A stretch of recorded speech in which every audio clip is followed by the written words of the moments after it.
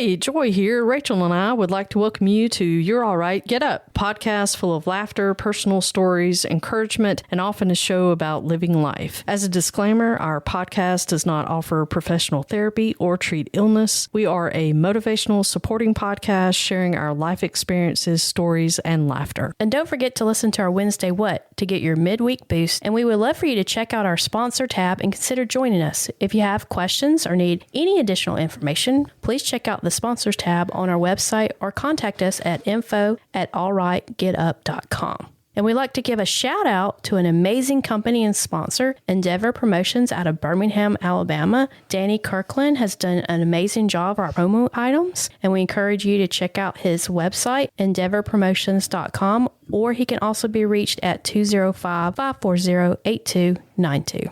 Yeah, he's an amazing guy and an amazing company. They have done a great job. Highly recommended. Today's Witty Whisper is about tablecloths. Ooh. Do you know pretty tablecloths? I'm sorry. I Maybe. regress.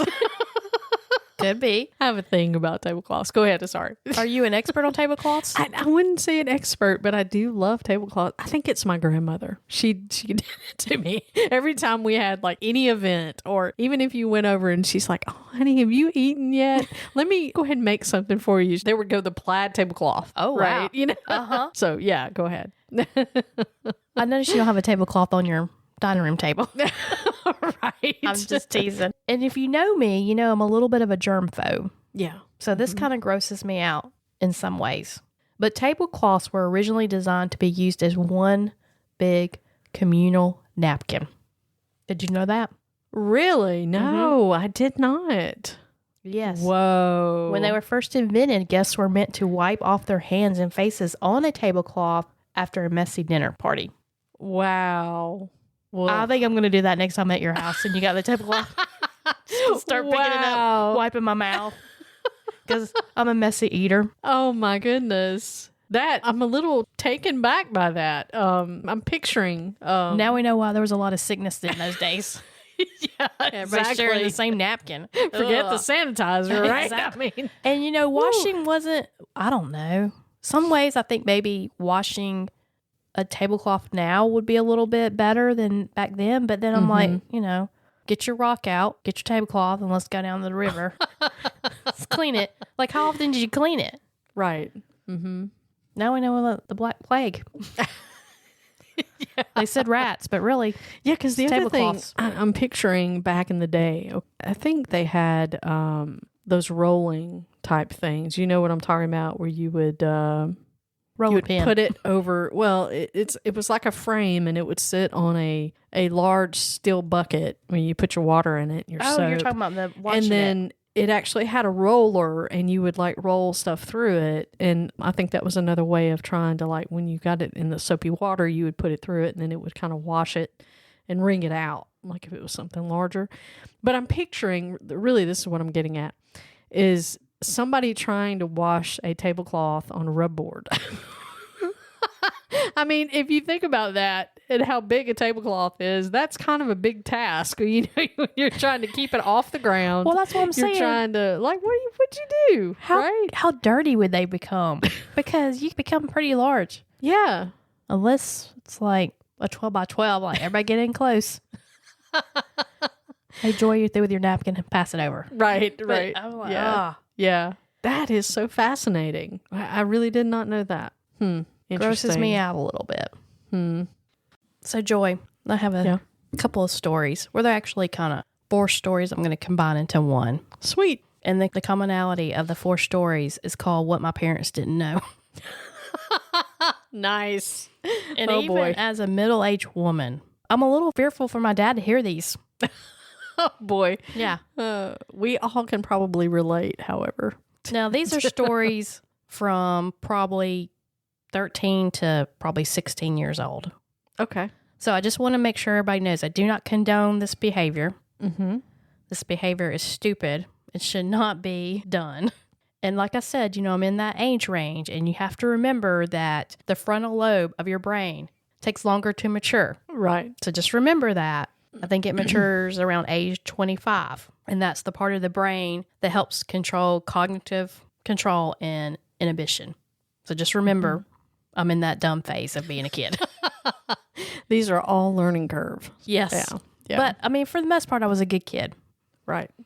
You know, up until probably around 16 or 17 when I got a little sarcastic. So this was also a time frame that we had really just become friends. Yeah. Okay. Just putting it into context. That way I can really dog you later, you know? Yes. I'm just kidding. Yes. The first story involves a motorcycle. Oh, boy. Yeah. Have you ever heard the term whiskey throttle? No, I haven't. Yeah. That is where you pull back on the throttle a little bit too much. Oh, okay. Like Yeah. turbo. Yeah. Pop a wheelie and go. Right. Yes. I think that's what happened to my dad when he accidentally did that and it went through the garage door. Oh, wow. That's a future story. That's another story for I a can't wait different to hear time. that. Yeah. My best friend at the time, she had 3 sisters. Mm-hmm. They were a family of all girls. And her dad, I think like maybe the second to oldest, wanted a dirt bike. Mm-hmm. And so when they told me that they owned a dirt bike, I was just like, really? And they're like, yeah, it's in the storm shelter. And for whatever reason, I convinced them to get it out. Now, have I ever rode anything mechanical at all? No. Right. No. I don't even think I was driving at this age. And my mom paid life insurance claims. So she was very protective of what I did. So we didn't shoot fireworks. We certainly did not drive 4-wheelers. It was all manual. If you were going to ride something, it was on your own power. Right. You do the pedaling, you do Yes. the manual work. Right? Exactly. No automated anything. No. Yeah. And we'll have to share a story later about something related to that. But anyway, now my brother being the good kid, he would not have done this, but me being the bad kid, I was like, get the motorcycle out. So they did. And their house was, like their front yard wasn't much of a front yard. Mm-hmm. Most of their land that they had was in the back. And so their driveway ran really close to the main highway and it ran parallel. Mm-hmm. And then the driveway was probably maybe 20 yards long. It was very short. Right. So picture somebody who's never been on a motorcycle, who is parallel to the highway, and the woods are right in front of them. Says, yeah, I'll get on it. Again, frontal lobe has not fully developed. Just to be clear, no helmet, no pads, no anything like that, right? No Okay. protection whatsoever. Just checking. Not even sunglasses. Okay. And I'm also short, so I don't think I could really reach the ground. Yeah, this was a good idea. So they give me some instructions. I'm like, I'm good to go. I guess I was in the movie. I don't know. So I remember pulling back on that, you know how you twist the throttle. Yeah. And I remember, I guess it was more sensitive. I don't know what I was thinking. I basically twisted all the way back and popped a wheelie. And in that moment, I was like, should I get off? Should I jump off this motorcycle? I mean, I've got the cars on the highway beside me. I've got their cars parked in the driveway. No, I'm going to go ahead and ride it out. So you're riding it out. Are you on 1 wheel or 2 wheels? Eventually, I came down on 2 wheels. Okay. And I all got right. tickled because later they were like, yeah, we could see that dilemma in your eyes. I was like, yeah, because I was like, do I jump off? And I opted to stay on it because, again, I couldn't really get enough leverage because I couldn't reach the ground to really feel like I was going to clear the bike. Right. I guess. I don't know. So I opted to just let her ride. Yep. And I don't know how fast you can go in first gear, maybe 10 miles an hour. I ran right into the woods on the dirt bike. God was looking out for me because I did hit a tree, but the front tire took most of the impact. But my face took like the second part of the impact, you know, because you're all of a sudden you come to a complete stop and then you lunge forward. Yeah. And I hit the tree. And I don't know how I managed this. I had like one tiny bruise on my face. Oh my goodness. Yeah. And I don't know why I did not tell my parents, hey, I probably have a concussion and you need to take me to the emergency room. And I don't know where my best friend's parents were. Obviously, they weren't there. And for whatever reason, on the inside of my mouth is where all the bruising took place. Like I couldn't even hardly talk because it would hurt so bad in my mouth.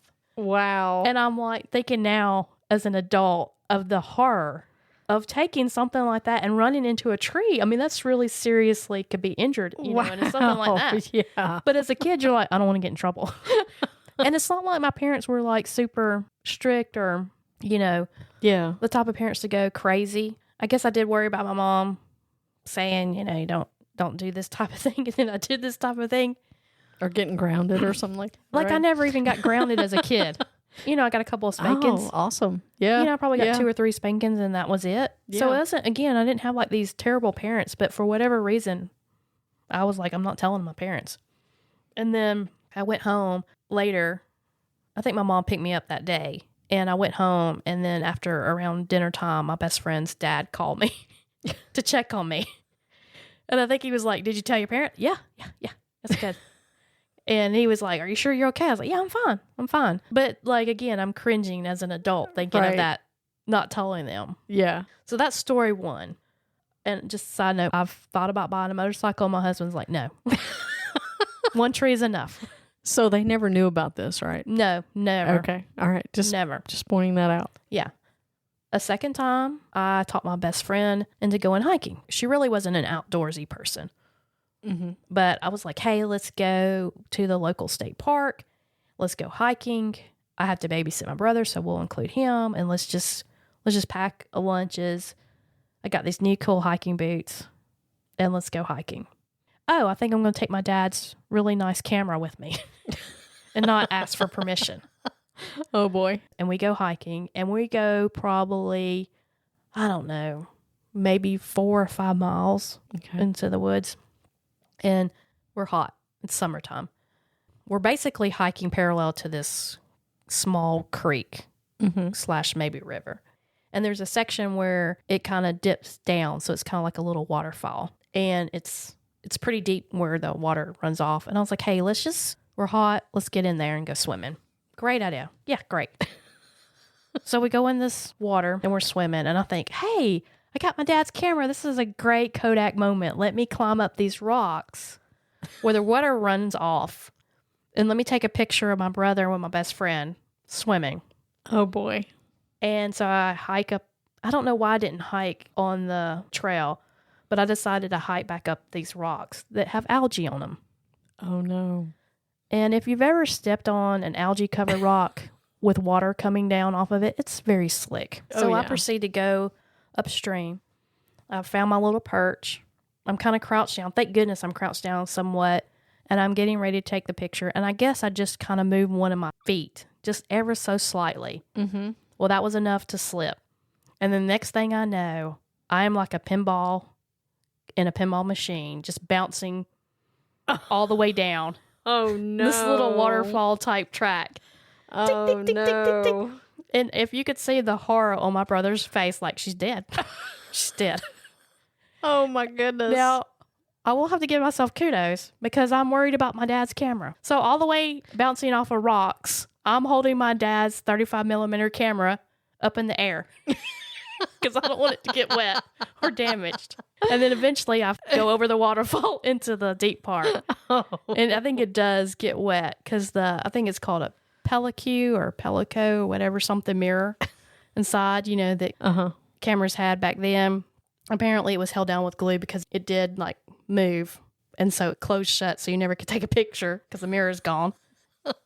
And now I still have the egg size knot on my head. Oh. Now there's no doubt in my mind that was seriously a concussion.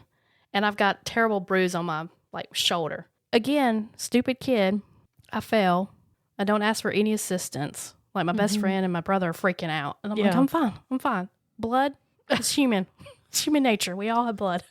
I hiked back out, 5 miles back out with my concussion. I was driving at this time and I drop everybody off and then I go home to rest. But I never told my parents. Oh, my And then goodness. I carefully cleaned the camera and placed it back in Dad's bag in his closet. And then, you know, he go to use it like, I can't see out something's wrong with my camera. Like, yeah, wow, I don't know. Oh, my goodness. So you were bleeding? Just a little bit. Okay. Not from the head wound, but like the cuts, as you would imagine when you're bouncing off rocks. I don't know how I didn't break something. For real. I'll have to let you feel the goose side because it's still on my head. Man. And I'm just, again, looking back as an adult, cringing, thinking I should have told my mom and dad, you need to take me to the doctor and get me checked out. Right. And I'm laughing because I don't think I can't hardly hike back out 5 miles. I guess altogether it would be 10 miles. I mean, I can't even do that today, bro. Much less being injured and hiking out. I was really a tough kid. Dang, I was a very tough kid. You were. And then somewhere in my 20s, I became a ninny. Because I'm like, Brian, I got this blister. I think somewhere in the 20s or 30s that happens to all of us. So Yeah. And again, I don't know why I didn't tell my mom yeah. or somebody what happened. Mm-hmm. So did your dad ever find out about the camera? No, this will be his Introductory. Yes, like, this is what happens to the camera. Sorry, Dad B. Yeah. Sorry, Dad. Sorry about that. You guys were right to watch me all the time. All right. So the third story, this is 3 out of 4. I don't know why, but back in my day, when you would watch movies, and this is why I think parents are so careful about what kids watch, because you can be influenced. I mean, think about how much people spend to do a Super Bowl commercial because you are influenced by what you watch. Yeah. It just seemed like a lot of movies in this time period, teenagers had road signs mounted to their walls in their bedroom. Do you remember that? Yeah. Oh, certainly. I mean, it was road signs or traffic cones. Yeah, exactly. And I even had one really good friend of mine that actually had one of the barrels with a light on it. Believe Funny it or not. you should mention that. You know, you can actually buy signs to put on your walls now. Mm-hmm. But again, I'm with the same best friend, and it's like a Friday night. I'm going to spend a night with her, and I'm driving, and we're taking these back roads, and I look to her, and I'm going to call her, let's call her Sandy. And I look at Sandy, and I was like, you know what I want? I want to get a road sign and put it on my wall in my bedroom. I mean, she's looking at me like, okay. You know, she's skeptical. I'm like, Ferris Bueller. I don't know if he had one, but I feel like he did. And I make this proclamation, but I have no tools. There's no plan. Again, I'm 16. Right. And as we're taking this back road, all of a sudden we see like this little construction spot that they're doing. Mm-hmm. Yeah. And they have those little saw horses that are orange and white, you know? Mm-hmm. Yeah. They give you great information like, Do not enter. do not enter. Road closed. Exactly. So great information, especially at night. I think they must have been filling like one side of the lane or something, you know, pothole, whatever. For whatever reason, there was like a little stint of the road that was closed. And here was this little construction sawhorse right there, ready to be taken. And, you know, on one side it had like the orange blinking light. Yeah. And I look at her and I'm like, look, we don't even have to have there tools. It is. Yeah. This is our sign. Right. I was like, this is going to be perfect. Now, at this age, I'm driving a Honda Accord. I think maybe it was a 1985 model, maybe 87. It's not very big, but it's a hatchback. Yeah. I'm like, let's get out and get this sign or this, I don't know what you call it, road closure indicator, communication that's helpful, whatever. Roadblock. Yeah. So anyway, Yep. let's pop the hatchback. So we're trying to collapse because, you know, again, it's like that horse saw shape. Mm-hmm. We're trying to collapse it. We're laughing, thinking we're brilliant. This is going to be awesome. We eventually, and it's heavy. Yeah. And we're two girls and we're not really equipped to pick up signs. But anyway, so we're laughing, cutting up. And all of a sudden we hear a neighbor like, hey, what are y'all doing out there? We'll call police. You better get off. So that kind of puts some pep in our step. Yeah. And we throw that sucker in the back of our hatchback and we spin out, taking off because it was a manual transmission, burning rubbing. Hatchback closed or open? Oh, it's closed. Okay. I'm lucky it went in there and it didn't break the window. And now we're still laughing and thinking we're the coolest two people. Now, remember, this is at night, and as we're going through this back road, all you can see is this pulsating orange light. You look like one of those, what do they call, like the pace cars, you know, where they're like helping people during traffic That's control. exactly us. Because, you know, I didn't have tinted windows. It's a hatchback, and all you see is this orange light. Yeah. So we eventually make it back to her house. And they had, you know, where we live, we have a lot of tornadoes. And we're like, what are we going to do with this thing? And she's like, I don't know. And then why don't we put it with a dirt bike in the tornado shelter thing? And she's like, yeah, that's a great idea because nobody goes down there. Yeah. So we take that heavy sucker and we put it in there. And then, we probably watch some movies and hang out or whatever, and then we go to sleep. And then about probably 2 a.m., it hits me that I've taken something that's not mine. Like, I'm like, oh my gosh, I feel so bad. And, we had some pretty good information, like road closed, this lane closed. And I'm starting to feel really bad about it. I'm tossing and turning, and I'm like, I can't believe I took something. What if somebody saw me? I'm getting reported. I'll be in the police. My parents are going to kill me. I can't hang that thing on the wall. I mean, that's going to be a real booger to mount. That thing was heavy getting in the car. It's heavy getting in the car. My parents are going to be like, what's that pulsating orange light coming from your bedroom? Like a disco? Yeah. And I mean, I'm just having all kinds of remorse. And my best friend, they had a lot of kids, so they had bunk beds. So I just remember being in the top bunk. Her sister loved Andre Agassi back when he had long hair. Oh, yeah. I loved him. Yeah. The cool when he was super cool. Yeah. And that's who she had mounted on the ceiling. So me and Andre had some very serious discussions that night. But I thought, as soon as I know that Sandy is awake, we're going to go put that sign back. Yeah. And so woke up pretty early. What is early for kids? I think I fell back asleep. What's early for teenager? In the meantime, all of a sudden we hear my name as well as Sandy's name. Her mom has found the sign. Oh my goodness. Because it's a storm shelter, so there's no windows. And whatever she goes to retrieve, the flashing, pulsating orange light catches her attention, as one might think. So she's like, oh my gosh. So she quickly deduces it's us. And she's like, you will go put this sign back. I'm like, yes, ma'am. We're going to. We were going to eat breakfast first. She's like, no, now. Right now. What made her go down there? I don't remember what she was getting out. Something they had. So in there the were storage. other stuff in there, it wasn't guess. just okay. It was kind of like a catch-all. Okay. They didn't have a garage, so I think it kind of caught interesting things. And I just remember her. That is so funny. funny. And then, we're like, well, we're going to eat breakfast. No, you will go take it back now. Somebody's going to run it. Right away. She's like, when I saw this sign, it's like, yep. What have they done? Let me go get them. Exactly. We're those kids. That's funny. And so we did return it. And it was easier, actually, during the day than at night. And the mad neighbor didn't yell at us. But, I was very disappointed in myself. But again, nobody knows this. Nobody knows this except for Sandy and her family. Wow. About this. The temporarily borrowed lane closed. Yeah. Cone thing, whatever. I guess I thought because it had that pulsating light that it was going to be really cool. They are pretty cool, I have to admit. Yeah, not when they're being used. Like it's, right. Are you using this? You using this to tell people not to land on this lane? Okay, now this next one, I did not involve my best friend Sandy. And I feel really bad about this. I'm a few years older than my brother. Mm-hmm. I think I was probably 14. Mm-hmm. And I had a boyfriend, and his mom was really smart because she decided to go to this school, which they probably wouldn't let you do this now. And she said, hey, I will do an after school daycare right here on premises. Mm-hmm. And then people that work, later can come pick up their kids. And then I don't have to worry about transportation to another building. Here's this free building I can use. I don't have to worry about transporting the kids. It has a playground, has everything. Mm-hmm. And I'll just do a daycare right here. Yeah. I'm a few years older than my brother. And so he pretty much had to stay in the playground area. But me and my boyfriend, we could roam the school premises. Mm-hmm. Again, I'm sure you can't do this now. Both my parents worked till about 5 o'clock. So there's 2 hours of just roaming around this school, right? Right. And we would keep seeing this cat. Okay, now I'm an animal person, and I'm concerned that this cat doesn't have a home. Mm-hmm.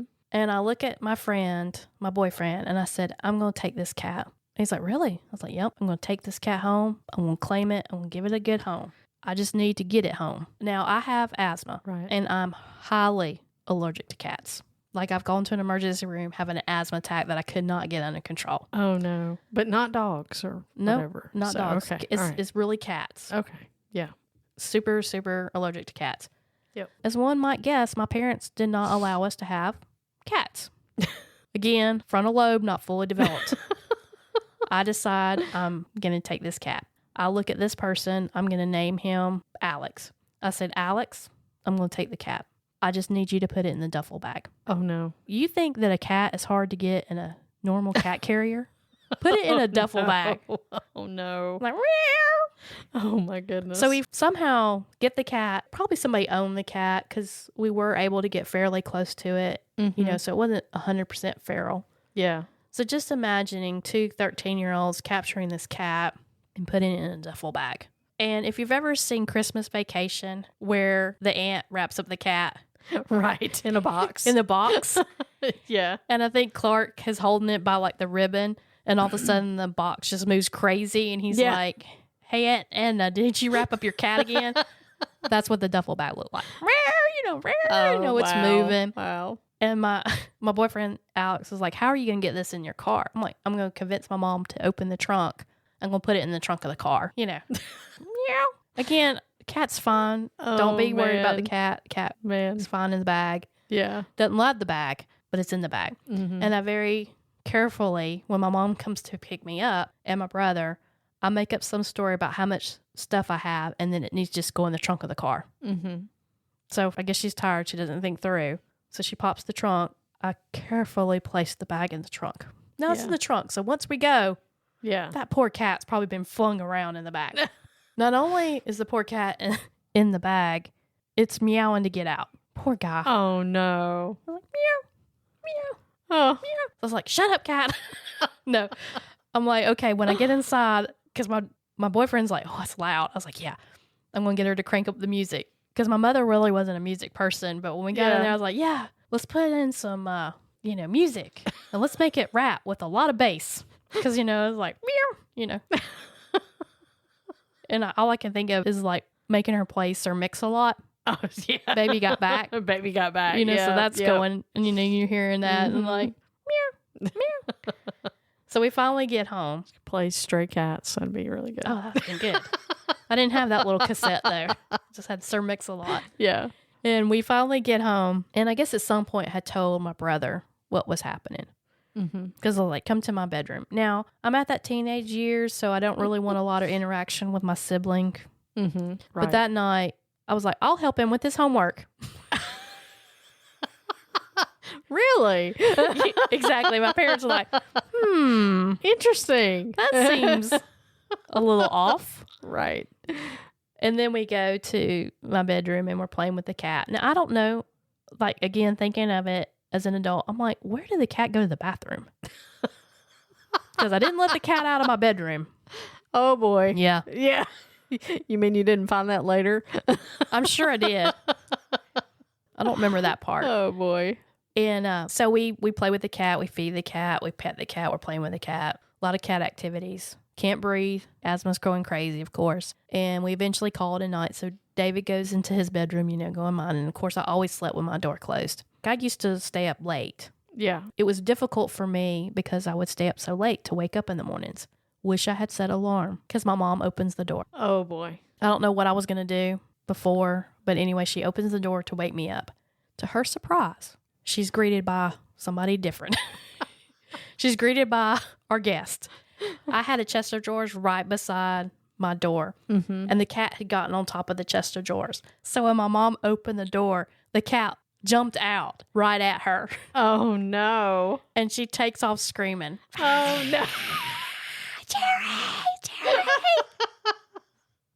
Oh, no. Now, I feel like that I have different screams because I have been startled and you go, and they're screaming. You're like, hey. Yeah. I have thought Brian had left for the day and he has returned home while I was in the shower. And all I see is this figure go by. Yeah. And I scream bloody murder because Right. I think there's a stranger in my house. Right. Those are different screams. That is a different scream than like when I saw a spider on my door. Different. But my mom, same scream. Cat scaring her, serial killer. Same scream. goodness. It's blood curdling. And she's going crazy. And she takes off running because the cat has jumped at her. Oh, goodness. And the cat's just trying to get away, away. Yeah. Yeah. And it looks like it's chasing my mom. But it's really not. It's just trying to take the path of least resistance. So she's screaming my dad's name. He's just now getting out of the shower. He's trying to figure out, what is it? What is it? What's going on? And my mom, I jump out of bed and I see my mom running down the hallway with a cat, passing her by. and trying to figure out how to get out of the house. Have you ever seen Home Alone? Yeah. Where Kevin at some point gets scared and he takes off running and he has his hands full extended above his head and they're just waving around running. Yes. Exactly the same run my mom had. So my dad's That's great. hair wet and everything, towel wrapped around him. What's going on? What's going on? She's like, Jerry, it's a cat. What is a cat doing in the house? He starts laughing because he's like, it's a cat. It's not like a cougar jumped out at you, you know? Like, calm down. My dad's like, why is there a cat in your bedroom? Oh, so you got to fess up, huh? So this is what my parents did know. My dad still laughs about this one. Yeah. He's like, what were you thinking? Like, what was your long-term plan? I was like, I didn't have one. There was no long-term plan. It was just get the cat from point A to point B. Yeah. And my mom she was not an animal person, just being terrified, and him like scolding her. Like, he scolded her more than he probably did me because he's like, Jan, it's just a cat. You know, be cool. You know, be cool. Right. And then my dad's like, get rid of the cat. Yeah. So he's like, I don't know how you got it here, but get rid of the cat. Oh. So we did have to, unfortunately, get rid of the cat. But my boyfriend, he did take it. Oh, good. So the cat found a home. It was not injured. It was probably traumatized a little bit. His life really changed in the last, Right. less than 24 hours. Yeah. Then gets taken, Wow. gets kidnapped, gets screamed at. Talk There's some about lady- going from rags to riches, right? Yeah. But it was a very pretty cat. It was black and Awesome. had those yellow eyes. But I was very sad that my dad's like, you can't keep a cat. What were you thinking? Clearly weren't. No, I wasn't. I wasn't. It's a 14-year-old. I was just channeling my parents. Yeah. At that point, Exactly. Like what they would say. I love that. It's What were you like- thinking? Like, you're not. Right. Like, this should be like when you were a parent, you should get the little thing that says, okay, the frontal lobe's not going to be fully developed Yeah. until 25. So there's going to be a lot of dumb things that your kid's going to try to do. I think of like that Yeah. Andy Griffin show where he's talking about like you can't let kids really like make Oh, decisions. do what they want. Yeah, right? because they just Yeah. don't know any better. These are Right. perfect prime examples Prime examples. Yeah. of me not making very good, smart decisions. Yeah. And I know kids are probably a little bit more mature than I was, but Gotta have structure. Gotta Yeah. have some ability to understand and know structure and then have values. That's the only best way for them to make those decisions that they need to make. So. exactly. But it does take experience too. It's one thing to just be able to tell them something. It's another thing to live it and to understand it. Yeah, that's So, right. yeah. So those are my stints of being that weird kid that made some dumb decisions. It'd be awesome, right? If we just had like this little, thing that they could wear that just said, Think of this- almost there state. It's like these status quo of, You could have What like different, stage? yeah. It would be nice if you had like a wristband or something that clearly identify. Like, hey, I make poor decisions. right. Hello, my name is Rachel, and I make poor decisions. At least then you'd walk up and be like, yeah, No, never mind. Never mind. I'm good. It's okay. You wouldn't get it. I need your opinion on. Oh, never mind. Or like you said, it could be like, oh, I'm close. Yeah. I'm Yeah. a fast learner. My brain is developing a little bit Right. It's like, quicker. let me take a little extra Yeah. time and explain this to you, tell you a story so to help you better understand what I'm about to say. But all in all, I mean, I feel like those were not, other than I probably needed to go be checked yeah. out by a doctor, and they weren't horrible decisions. Now, the motorcycle is probably a little bit scary because Yeah. looking back, it terrifies me being so close to the road. But let me tell you something. We've all done it. Oh, yeah. We've all been there. I beg to differ if there's anybody out there that could argue with me and say that they haven't. Right. I just can't imagine that. I just can't. I mean, because we've all, at some point, whether it was in our younger years or later years, made those decisions. And I could tell you 4 or 5 stories right now, too, based off what you've said, that I'm like, oh, yeah, that makes me think about, Yeah, exactly. me doing this or me making that decision. And still to this day, I think, golly, here I am thinking back and I'm going, I can't believe I did that. I can't believe I know. made that choice, but it's the things you do to experiment life Right. and to understand, what life is about. Yeah, and I So- feel like you got to have some. You do. You can't be a total rule follower. You've seen those Come episodes on. where their kids like perfect and like, can you break just one rule, just one time? Right. But No, but I mean, like I said, I was a pretty good kid, and for the most part, I didn't put myself in too much danger. right, yeah. And my dad now knows 2 stories. Now I feel like he probably has a lot more than I do, and he can confess those next time we There we you get together. go. There you go. Well, we've talked about having some special folks in on our show. I mean, we might could get him to tell us Oh, a that couple. would be so fun. I love hearing my dad's stories from growing up. I would love it also. I'd love to be able to hear him tell the stories. Yeah, Be great. Dad, this is your invitation. Yep. Come join us. So, guys, I want you to think about something today.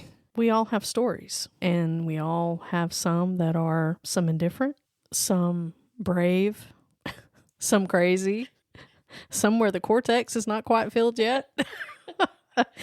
We've all got them. We've all got those stories. And I think it's important for us to remember that our stories in life sometimes may be ones that we're not really super proud of, some that we may be. Some that we may boast about and be like, wow, look at me. Look what I've done. I was so proud that day. But we have to remember that as each person has things in their life that happens, sometimes we may not agree with those decisions. Sometimes we may not think, hey, that was the best thing to do, or that was the right thing to do. But here's the thing. We all have a journey, and we all have a story. And we all have that journey to take where we have to make those decisions and choices. And even though we may not feel that moment, that may have been the best thing or the right thing, it actually may have ended up to be the best thing for us in the end. Because we have to remember the lessons we learn, the people we meet, the lives we change, and what comes out of us in the very end. Think about how something made you grow and change. Something helped you to learn and experiment and go, wow, you know what? I would do that 100 times over, or I'll never do that again. And if you never experience life and you never experience those things, then you never have that story to tell, to help someone else. And that's what it's all about, helping each other. Remember, you are stronger than you think.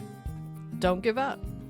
If you feel overwhelmed and you can't do it on your own, reach out to a caring friend, a pastor, or counselor.